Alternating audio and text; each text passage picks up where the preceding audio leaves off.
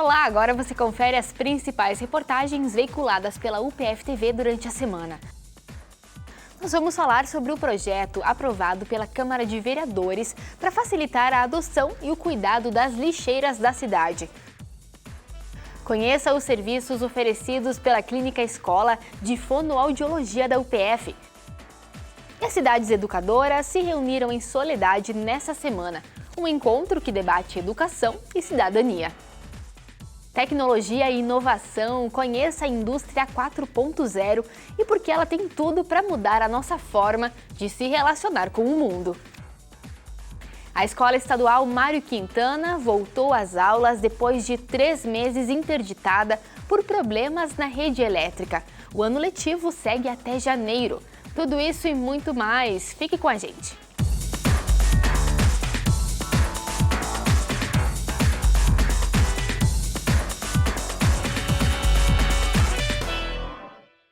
A gente começa o programa falando sobre sarampo. É que o boletim epidemiológico divulgado essa semana pelo Ministério da Saúde confirmou mais de 2.700 casos da doença no país.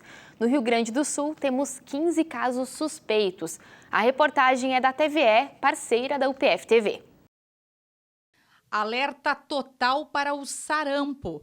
Com o surto da doença em São Paulo, onde 3 mortes foram confirmadas e mais de 2.500 casos neste ano no país, a estratégia do Ministério da Saúde é o bloqueio vacinal em 72 horas para todo o caso suspeito que chegar com os sintomas à rede de saúde. Todo indivíduo que apresentar febre, normalmente uma febre mais elevada, né? E depois aparecem as manchas no corpo. Manchas avermelhadas que normalmente iniciam pelo rosto e se espalham pelo corpo. Pode vir junto com a febre e essas manchas no corpo a tosse, a coriza, que é o nariz escorrendo, e a conjuntivite. Mediante essa notificação, a gente faz uma investigação de todos os contatos, né, desse indivíduo para atualizar a situação vacinal. E aí acontece o bloqueio, essas pessoas são vacinadas. Isso, na verdade, então, isso é o bloqueio. Essa atualização da vacina, a gente chama de bloqueio vacinal. O quanto antes a gente fizer um bloqueio vacinal, mais efetivo ele é. No Rio Grande do Sul, hoje, 15 casos suspeitos, todos em Porto Alegre, já passaram pelo bloqueio e aguardam a confirmação do laboratório. A vacina é a única forma de prevenção e a cobertura vem caindo ano a ano em todo o país. No estado, em 2019, 88% da meta foi cumprida e em Porto Alegre só 76%. São indicadas 2 doses para crianças de 1 ano até jovens de 29 anos e 1 dose entre 30 e 49 anos. Por causa do surto e da morte de crianças, uma dose extra já está disponível para os bebês até 1 ano. O Ministério da Saúde instituiu uma dose chamada dose zero a partir dos 6 meses, principalmente para as crianças que vão viajar para as áreas, né, onde nós temos os surtos e já houve os óbitos, como São Paulo, Rio e outros lugares do país. Fundamental ir às unidades de saúde, fazer a vacinação e lembrando que as unidades todas têm a vacina disponível, todas as pessoas até 49 anos devem fazer no mínimo 1 dose de vacina. Né? Para dar um exemplo para vocês, se eu tiver uma sala com 10 pessoas que não são protegidas para o sarampo, quando entrar um indivíduo com sarampo, 9 dessas pessoas vão ser contaminadas. Manter a cobertura vacinal alta é uma atitude de cidadania, porque nós estaremos fazendo uma proteção individual para o indivíduo, mas se todos estivermos vacinados, né, nós vamos diminuir a possibilidade da circulação viral, então estaremos também ajudando e cuidando do outro. E um projeto de lei já aprovado pela Câmara de Vereadores aqui de Passo Fundo permite que empresas, entidades sociais e até pessoas físicas adotem lixeiras em Passo Fundo. Na reportagem, a gente explica como isso vai funcionar. Cenas como essas são cada vez mais frequentes, seja por falta de lixeiras ou pela falta de respeito. Tem os caprichosos e os menos. Na minha rua está vergonhosa. Há muito acúmulo e a gente vê que está vai sendo derramado pelo chão aí. Foi pensando nisso que a Câmara de Vereadores aprovou o projeto Adote uma Lixeira, do vereador João dos Santos. A ideia é fazer com que empresas, entidades sociais e até pessoas físicas assumam a responsabilidade pelos equipamentos. E quem adotar pode divulgar o seu trabalho na parte externa das lixeiras. O projeto é para divulgar a empresa e manter a cidade limpa e, claro, educar as pessoas. Se a lixeira sofreu um dano de vândalos ou estragar por um incidente, enfim, a pessoa também ela fica responsável em fazer o conserto ou colocar uma nova lixeira no local. Passo Fundo tem hoje 1.200 lixeiras como essa, distribuídas pela cidade. O recolhimento é diário, mas a prefeitura ainda enfrenta problemas. As pessoas às vezes confundem a lixeira e colocam um lixo doméstico. Esse tipo de lixeira ela não é adaptada para colocar o lixo doméstico, e sim só o lixo de mão, como a gente diz.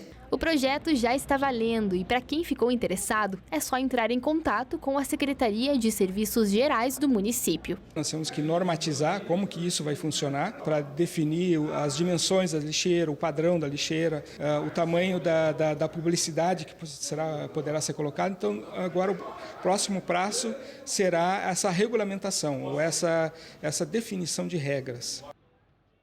Se você tem algum problema relacionado com a voz, a respiração ou até a mastigação, você pode contar com a Clínica Escola de Fonoaudiologia da UPF. Veja só como funciona. Em tratamento há 2 meses, o Davi corta os alimentos e faz a sua própria comida. Essa foi uma das alternativas para tentar fazer o menino voltar a comer. Ele passou por um trauma há 3 anos e desde então parou de ingerir alimentos sólidos. Agora, ir para a Clínica Escola de Fonoaudiologia da UPF já entrou na rotina e aos poucos ele vai se reabilitando. E o trabalho de meses não foi por acaso. O Davi já comeu um pouquinho. Morde bem, morde ele, vamos ver como que ele é. Tá gostoso. Esse trabalho de reabilitação também faz parte da fonoaudiologia.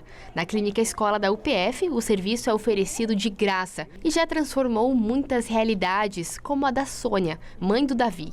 Ela traz o filho de Serafina Corrêa toda semana e já aprendeu muita coisa por aqui. Elas prestam bastante atenção com ele e outra que elas também incentivam bastante ele, como eu até nem sabia muita coisa em interagir com ele e elas me ensinaram um monte também. Legal, aprendeu bastante. Então. Estou aprendendo com ele também junto, né? Mas a Sônia e o Davi não são os únicos que chegam por aqui. Na clínica também são atendidos pacientes com dificuldades de fala, respiração e audição. E ainda pessoas que perderam a capacidade de alimentação. Inicialmente, nós trabalhamos com uma triagem fonoaudiológica, então ele marca a data para fazer a triagem e nesse dia da triagem vai ser então direcionado para as várias áreas de atendimento. Se a pessoa está precisando de uma avaliação auditiva, se a pessoa está precisando de tratamento da musculatura orofacial, que seria a motricidade orofacial, ou a área de voz, ou a parte de fala e de linguagem, conforme os estágios vão sendo oferecidos dentro do currículo, a gente inicia os atendimentos nessas áreas. A estrutura foi toda montada para o atendimento em fonoaudiologia. É a ponte entre a teoria da sala de aula e os consultórios de atendimentos. Nesta clínica, nós temos as salas de terapia e as salas de observação, onde as alunas que não estão em atendimento podem observar as colegas em atendimento, gerando, então, um melhor aprendizado. Então, ela aprende tanto com o paciente que ela está atendendo, quanto com o paciente do colega. A Emily está quase terminando a faculdade e aproveita cada minuto dos estágios na clínica. Seu foco agora é a audiometria, exame de conferência da habilidade auditiva do paciente. A gente tem acesso aqui às 4 grandes áreas da fonoaudiologia, né? A gente tem atendimentos de pacientes de voz, motricidade orofacial e audiologia, além de pacientes de linguagem também, que é uma demanda muito grande da fonoaudiologia. E isso faz com que a gente saia daqui preparado para atender os pacientes futuramente, né? Em clínicas, hospitais, UBSs, em qualquer que seja o ambiente, né, que venha a estar disponível para o nosso trabalho. O atendimento da Clínica de Fonoaudiologia é de graça e disponível a toda a comunidade. E nessa semana, a UPF viveu a Semana do Conhecimento. Nesse ano, nós discutimos a universidade em transformação a partir da integração de saberes e experiências. Nossa equipe acompanhou algumas atividades e te mostra um pouquinho do que aconteceu nesses últimos 5 dias. Olha só. Panos que viram bonecas. ou acessórios para a cabeça. Usando ele na frente para fazer a flor, ó. Aqui, ó. A flor fica assim, ó. Daí tu só prende. Na verdade, neste caso, os panos são muito mais do que isso. Quando tomam forma, são a representação de uma cultura. Ela é uma boneca que a gente constrói justamente para demonstrar a resistência da cultura afro, a resistência de quando as mulheres que vieram da África na condição de escravas faziam para acalentar os seus filhos. As amarrações de turbante, né, de lenços, são amarrações que a gente usa também para preservar a cultura afro, né? Então, começou na religiosidade e a gente usa muito, as pessoas negras usam muito turbante, mostrando a sua resistência, mostrando a sua cultura, né? E embelezamento também da mulher negra. Eu achei uma atividade muito legal, porque faz com que a gente conheça mais sobre essa cultura e valorize cada vez mais. Eu acho essa representatividade bem importante na nossa universidade. Aproximar a comunidade, tanto acadêmica quanto a comunidade geral, desse conhecimento, né, específico de uma cultura, que a gente até, de repente, observa na mídia ou em outros espaços, mas não tem o conhecimento, né? No caso, hoje, trabalhando a confecção das bonecas e dos turbantes, a gente até observa na TV, em outros espaços, mas não com essa apropriação, qual o sentido, qual a origem. E eu acho que a academia tem um papel importante nesse sentido. A oficina ministrada pela Ana é apenas uma das opções oferecidas na 6ª edição da Semana do Conhecimento da UPF. São palestras, mesas redondas e apresentação de trabalhos. 5 dias dedicados à produção e reprodução de conhecimento. É muito bacana para que nós possamos agregar mais ao conhecimento dos nossos estudantes, que os estudantes também possam protagonizar mais, possam se mostrar mais, possam dividir mais com toda essa comunidade. É um momento de, eu diria assim, de grande valia, principalmente para os estudantes, porque eles se tornam ainda mais ativos aqui na universidade, na vida universitária.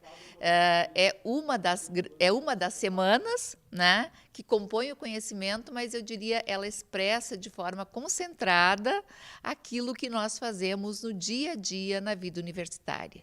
A Universidade em Transformação, integralizando saberes e experiências, é o tema deste ano. O painel de abertura debateu a reinvenção das universidades. Entre as convidadas estava Carmen Helfer, reitora da Universidade de Santa Cruz e presidente do Consórcio das Universidades Comunitárias Gaúchas. Uma universidade é um grande espaço de oportunidades que giram em torno do conhecimento. Eu sempre digo, é o local onde se produz o conhecimento, o local identificado exatamente com essa possibilidade dos nossos jovens buscarem formação profissional e cidadã. A Semana do Conhecimento aqui na UPF é o que nós lá na Unisc, Universidade de Santa Cruz do Sul, chamamos de Jornada de Ensino, Pesquisa e Extensão. A gente diz que é uma grande festa do conhecimento, porque ali circula conhecimento de todas as áreas, né? Circula arte, circula cultura, circula trocas entre professores, alunos e alunos de outras instituições, porque também se abre para a participação. Então, importantíssimo e também qualifica a produção do conhecimento. Daqui a pouco a gente volta para falar sobre as cidades educadoras. Você sabe o que isso significa? Fique com a gente.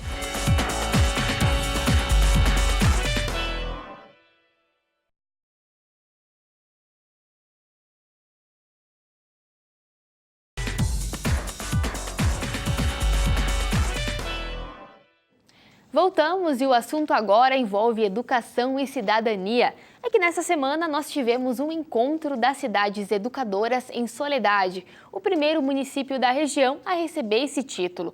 No evento, lideranças debateram soluções a partir da educação. Desde ontem à noite, Soledade reúne mais de 400 pessoas no encontro sobre cidades educadoras e inteligentes, um evento promovido pelo programa Universidade Educadora da UPF. Há mais de 10 anos, a instituição caminha na consolidação de um programa que tem na educação o foco central para o desenvolvimento humano e econômico das cidades.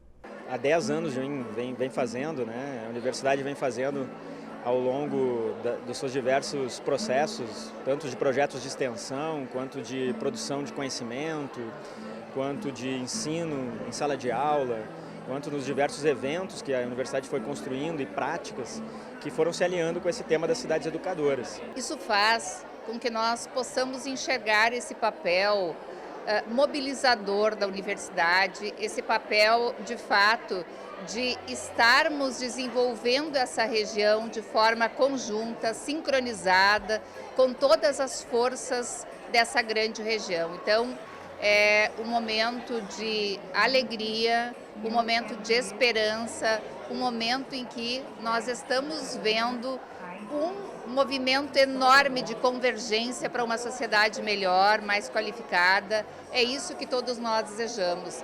A conferência de abertura teve como temática a cidade com e para as pessoas, com a participação da professora Jaqueline Moll. Em que a gestão pública começa a se pensar de outra perspectiva, não só na execução dos serviços, quase que linearmente, tradicionalmente, e começa a se pensar a partir da necessidade que a gente tem permanentemente de se educar para viver juntos. Soledade foi o primeiro município da região norte a conquistar o título de cidade educadora. Trabalhamos mais que um ano nesse projeto para que nós chegássemos até esse momento a receber o título de cidade educadora. A cidade educadora é um projeto, né, que vai, acredito eu, representar muito para a Soledade, uma vez que ele vai além do espaço físico, né, da universidade, das escolas, aonde que nós possamos levar a educação para a nossa cidade como um todo. Mais de 480 cidades em 36 países do mundo integram essa rede. Mas você sabe na prática o que esse conceito significa? Na reportagem a gente explica. Uma cidade educadora e inteligente.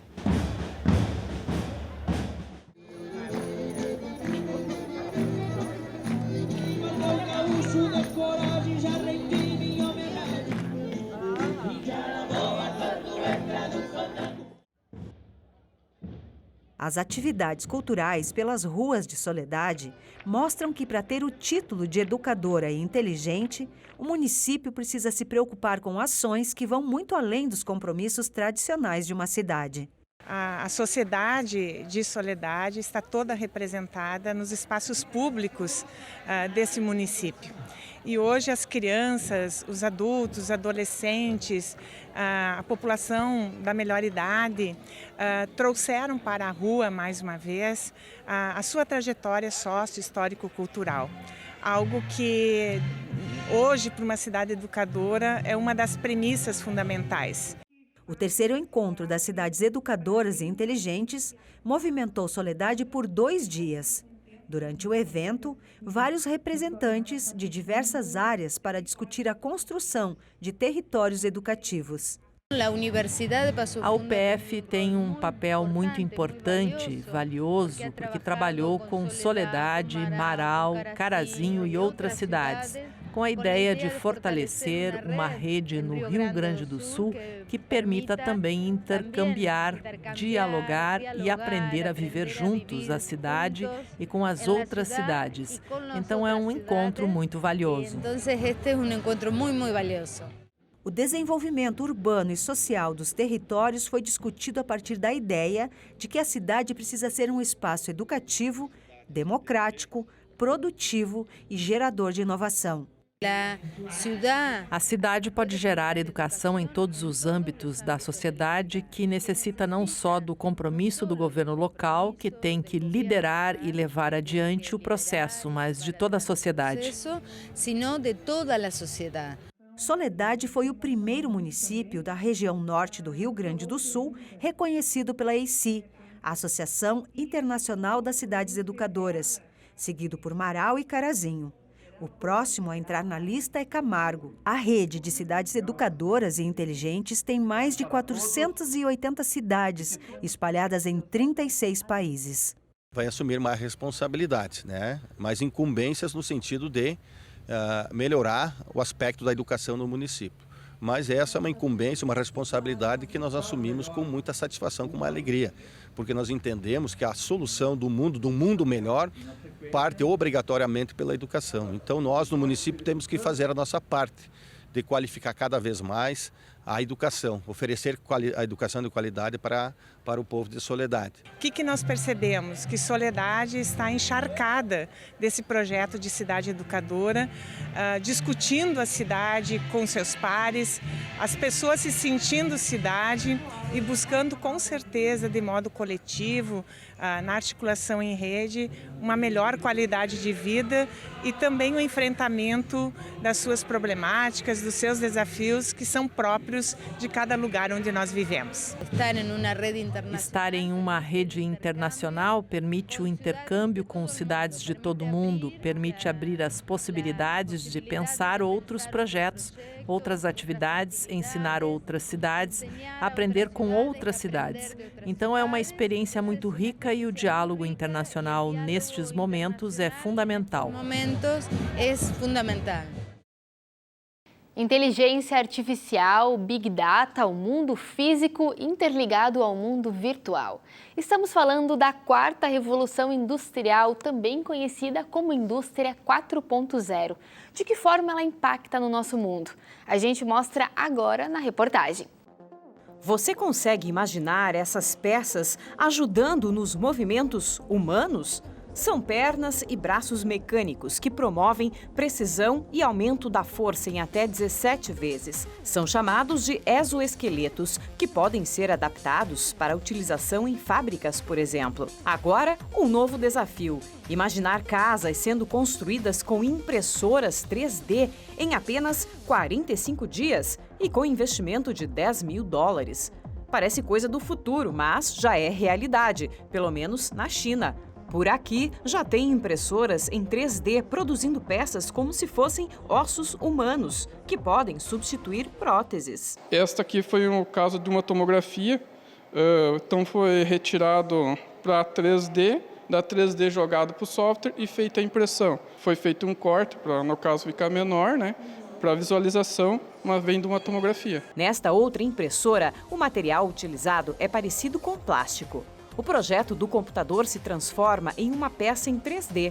Os exemplos são parte da Indústria 4.0, ou da chamada Quarta Revolução Industrial, que envolve inteligência artificial, manufatura inteligente, Big Data, a interligação do mundo físico, real, com o virtual. É a revolução da internet das coisas, da produção inteligente, do mercado, onde o consumidor determina o que ele quer, produto individual, particular, uma necessidade específica, e a indústria fabrica de forma otimizada, de maneira que esse produto chegue ao consumidor com aquela necessidade que ele quer, com um custo muito baixo. Robôs como este estão entre os pilares da Indústria 4.0. São fundamentais para a manufatura digital. Representam alta eficiência, produtividade e economia para as indústrias. Depois de programar por meio de softwares específicos, o robô solda peças em alumínio, inox e aço. Aqui fez uma pequena homenagem ao UPF. Para que esse tipo de conhecimento saia das universidades e chegue ao mercado, professores dos cursos de Ciências da Computação, Engenharia Mecânica e Engenharia de Produção estão promovendo o curso de especialização Manufatura Avançada e Produção Inteligente. Hoje está somente começo, mas essa vai ser uma tendência mundial. E aí, com essa tendência de mercado, mudança de mercado, a fábrica precisa mudar, a fábrica precisa fazer essa forma para conseguir atender o cliente mais rápido e mais eficiente. Para introduzir os alunos a este universo da indústria 4.0, será utilizado o jogo Lean Board Game, que simula ambientes de fabricação de produtos. O propósito de otimização dos processos, melhoria dos processos, de uma forma simulada, para que posteriormente a gente possa inserir em softwares que possam nos ajudar na tomada de decisão e posteriormente então fazer ajustes e alteração no chão de fábrica. Robôs que operam por inteligência artificial, produtos personalizados com menor custo e maior eficiência. É a tecnologia avançada a serviço dos mercados, das pessoas, que avança em ritmo jamais visto. Não sabemos exatamente quando nem como, mas uma coisa é possível afirmar: quem não estiver atualizado vai ficar para trás. Até o começo do ano que vem, estados e municípios precisam elaborar um novo currículo escolar. O prazo foi dado pelo Ministério da Educação, que ainda em 2017 aprovou a nova Base Nacional Comum Curricular, a BNCC. E foi esse o principal assunto do 11º CEMAP, o Seminário de Atualização Pedagógico para Professores da Educação Básica. O encontro reuniu professores e estagiários das licenciaturas aqui na UPF. Mais de 1.200 pessoas, entre professores e estagiários de Passo Fundo e região, reunidos para debater assuntos como a nova BNCC, a Base Nacional Comum Curricular. O CEMAP, Seminário de Atualização Pedagógica para Professores da Educação Básica, aconteceu junto com o encontro de estagiários. O tema deste ano foi o professor como produtor de currículo. O que efetivamente muda na gestão de sala de aula com a implementação da BNCC? O que significa nós adequarmos os nossos currículos diante do que pede a BNCC?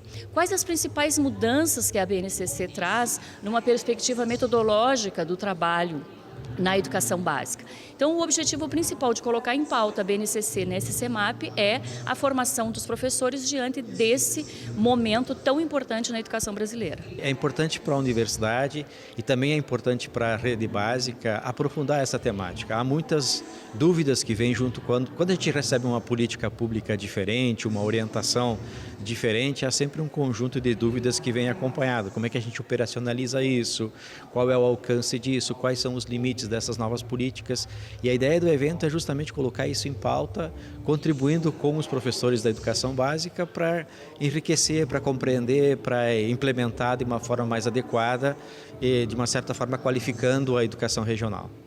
Além de discutir a BNCC, a ideia do seminário é proporcionar uma formação continuada para os professores e estagiários das diferentes áreas do conhecimento.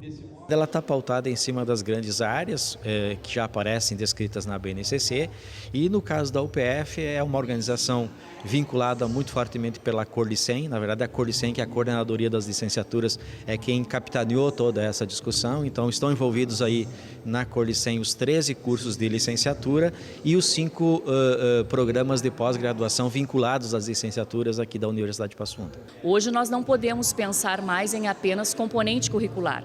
Nós temos que pensar os componentes curriculares com suas respectivas competências e habilidades dentro da área do conhecimento. Então, esse diálogo entre os componentes são importantes. Nós precisamos ter uma dimensão do todo. Hoje a educação básica não se pauta mais em componente curricular ou nessa segmentação de segmentos, mas do todo que juntos dialogam para a aprendizagem dos estudantes. Durante o evento, alguns minicursos com questões mais específicas para cada segmento das escolas. Um momento importante não só para os professores, mas também para quem vai exercer a função no futuro. Nesse ano a gente pensou na possibilidade de fazer o evento ocorrer de forma simultânea. Então, junto com os professores da educação básica, também estão os nossos estudantes e os nossos professores que atuam na formação de professores participando dessa atividade. Os estagiários são os novos professores, não é? Que nós teremos na escola e amanhã ocupando os nossos lugares. Então, é fundamental que os estagiários já tenham esse preparo no curso de graduação que eles estão fazendo, para que eles possam entender qual é a nova demanda da escola, que não é mais aquela demanda que nós tínhamos quando nós éramos estudantes. Daqui a pouco a gente mostra como ficou a reforma na Escola Estadual Mário Quintana, que ficou fechada por 3 meses por problemas na rede elétrica. Em um minutinho a gente está de volta.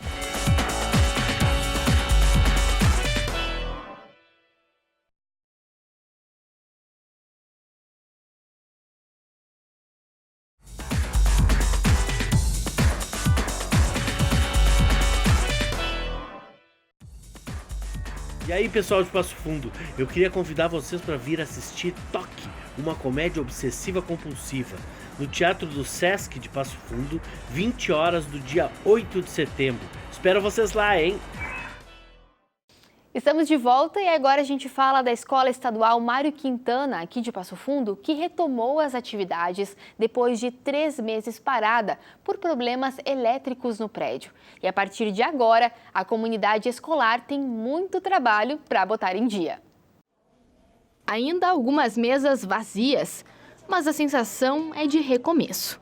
Há uma semana, a Escola Estadual Mário Quintana, do bairro Boqueirão de Passo Fundo, voltou às aulas. Ela ficou interditada por 3 meses por problemas na rede elétrica.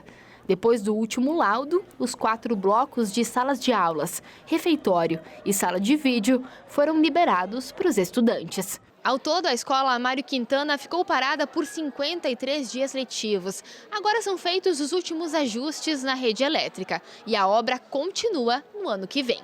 O bloco administrativo ele permanece ainda porque depende de uma grande obra do Estado, que essa vai depender do projeto que estão fazendo já. Em questão de valores, ela é bem mais cara. Então, assim, é uma obra de grande porte, que daí contempla, mas o ano que vem, sem prejudicar agora a parte do ano letivo mais e nem as aulas dos estudantes. Alguns ajustes ainda estão sendo feitos, mesmo depois de uma semana do retorno à sala de aula. A Escola Mário Quintana foi interditada no dia 5 de julho e voltou em 28 de agosto. O projeto da reforma no prédio administrativo está em andamento e ainda precisa ser aprovado. A expectativa é que a obra comece no início do ano que vem. E nas salas de aula ainda dá para ver alguns lugares vazios. É que a interdição fez com que muitos alunos procurassem outras escolas. Dos 580 estudantes, a estimativa é que pelo menos 70 tenham se matriculado em outras instituições. Mas o movimento está grande que muitos pais que tiraram estão retornando, por vários motivos. Um deles é a dificuldade de acesso, o transporte e o não acompanhamento das aulas em outras escolas. Então, eles estão retornando para a nossa. Entre os alunos, a preocupação é maior com quem vai prestar a prova do Enem. A nossa turma está querendo vir para fazer aula de noite, para agilizar mais as coisas, aula de noite, e daí tem aula de tarde, e daí mais um sábado, aula o dia inteiro. Vai ser puxado. Vai ser bem puxado. Nós tínhamos todos um planejamento, conteúdos, né, tudo programado, e acabou que a gente vai ter que adaptar para conseguir que isso, né, ele se encaixe no tempo que nós temos. Mas assim, nós estamos aqui sempre conversando, nós estamos nos planejando para que tudo dê certo, para que eles consigam ir bem nas provas que eles têm de fazer no futuro. E a gente está sempre, né, tentando o melhor para eles. O novo calendário do ano letivo já está sendo montado. A escola deve ter aula nos sábados e turnos inversos. Tudo para conseguir terminar o conteúdo até o dia 15 de janeiro. A distopia do livro Fahrenheit 451 provocou a UPF no último encontro do projeto Literatura em Diálogo. Olha só. De repente surgem Harry Potter, Sherlock Holmes, Alice, aquela do País das Maravilhas. Personagens da literatura que ganham vida e dão exemplo de que ler promove bagagem cultural, repertório de conhecimento. Tem um monte de personagens que nos levam para outros mundos, outras épocas, histórias e... É uma viagem. É uma viagem. Amplia a visão de mundo, sabe? Além daquele conhecimento que você vai ter ali, tipo, informações, você vai, por exemplo, conseguir argumentar. Você cria argumentos, você cria base teórica. Personagens e alunos se encontram na Semana do Conhecimento da UPF, na noite em que o projeto de extensão Literatura em Diálogo promoveu a distopia, um subgênero da literatura que projeta a realidade. A distopia no seu conceito básico, ela é um futuro inalcançável. É algo que, a partir da visão do autor, né, sobre a realidade, enfim, que o cerca, ele imagina um mundo em que os problemas se potencializariam a tal ponto de a sociedade ter completamente a sua liberdade tolhida, dos problemas que têm a ver com a expressão de qualquer forma, seja de arte, de linguagem, fosse algo proibido, onde o que é legal é apenas o que o Estado decreta. Logo na entrada do auditório, o público é recebido com imagens fortes de livros sendo queimados. Trata-se de um trecho do filme Fahrenheit 451, uma adaptação do livro lançado pela primeira vez em 1953, que mistura ficção e realidade. É considerada a grande obra distópica do século XX. Os alunos também trouxeram o teatro para representar o conteúdo do livro. Aqui, a pobreza recebe indiferença de empresários e classes dominantes. No telão, as palavras queimadas surgem como tentativa de resgatar o que foi perdido com o fogo. A Semana do Conhecimento tem como tema este ano a Universidade em Transformação, integrando saberes e experiências. Da Semana do Conhecimento, ela envolve alunos da graduação, alunos da pós-graduação, envolve os alunos do integrado, CREAT, os funcionários. Nós temos mais de 2.000 ouvintes, quase 1.000 trabalhos que estão sendo apresentados diariamente e o aluno é o grande protagonista disso, né? São inúmeras as atividades que são proporcionadas e que acontecem tanto pela parte da manhã, tarde e noite. A terapia que promove um novo olhar para as relações humanas, uma nova abordagem para as dores emocionais e até físicas de cada um.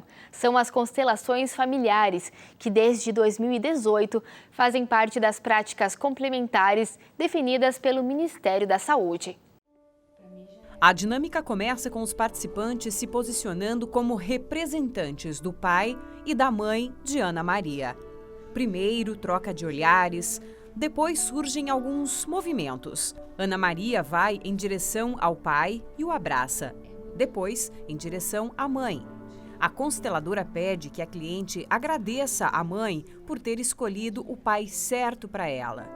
Depois dos movimentos e falas de aceitação e gratidão, Ana pode olhar para o seu próprio caminho. Próximo aos pais, eu me sinto a filha, eu me sinto um pouco criança, menor, preciso da proteção deles.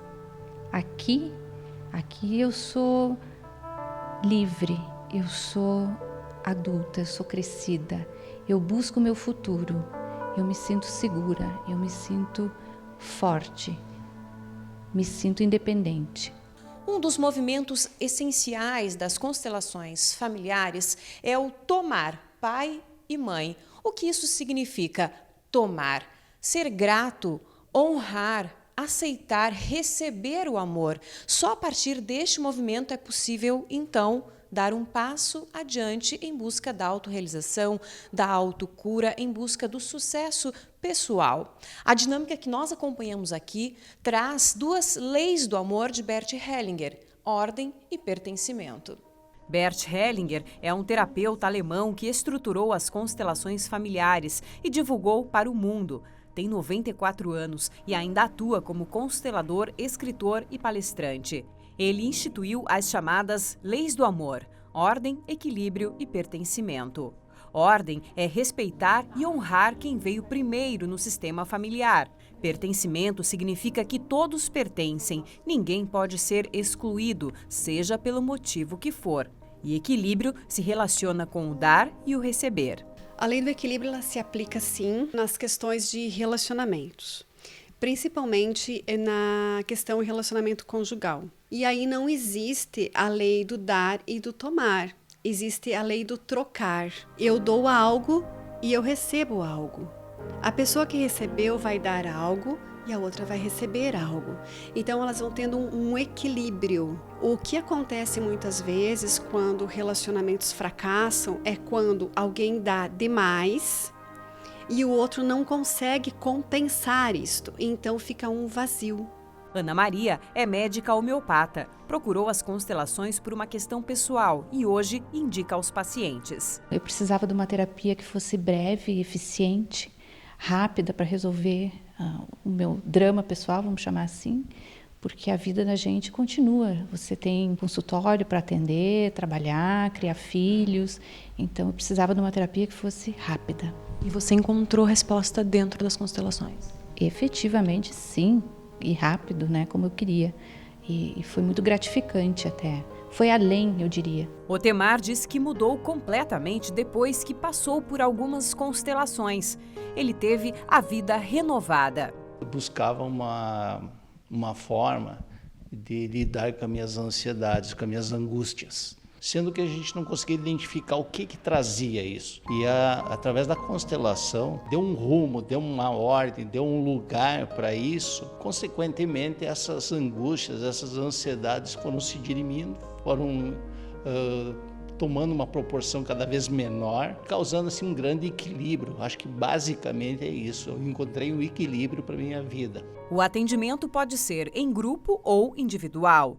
Aqui foram utilizados bonecos como representantes do meu sistema familiar. A partir de um tema que eu levei, a consteladora pediu para posicionar os bonecos. Pela posição, direção do olhar, tamanho dos bonecos, por exemplo, é possível perceber aonde ocorrem os chamados emaranhados sistêmicos, ou seja, o que precisa ser curado. É uma nova maneira de ver o ser humano como um todo, da onde ele vem, como ele está, tem toda uma história por trás dele, né? Fazer com que ele pertença realmente a um sistema. E quando a gente fala em sistema familiar, a gente fala em pai, em mãe, em vô, em vó, em bisavô, em bisavó e todas as histórias que fazem parte desse sistema. Muitas vezes existem fatores que levam uma pessoa à depressão. Mas aonde se originou? O porquê que isso acontece? Da onde vem? Então tudo tem uma história, um porquê. E é assim que a gente encerra a semana, lembrando que todas as reportagens estão disponíveis também nas redes sociais da UPF TV. Eu agradeço a sua companhia e até a semana que vem.